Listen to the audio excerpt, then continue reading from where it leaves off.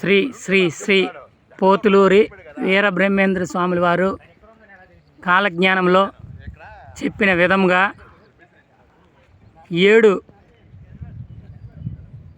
జడ్డలతో పుట్టినటువంటి తాటి చెట్టు. ఇది పార్వతీపురం మన్యం జిల్లా గోపాలపురం గ్రామానికి దగ్గరలో ఉంది.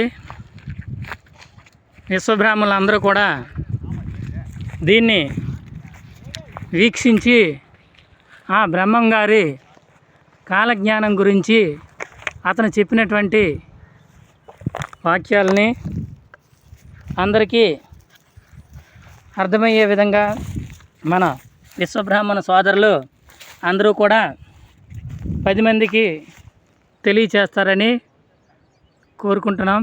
ఇట్లు Parvathipuram Parvathidevi carpenters workers union. చూడండి బ్రదర్స్, ఈ కాయలు కూడా చూడటానికి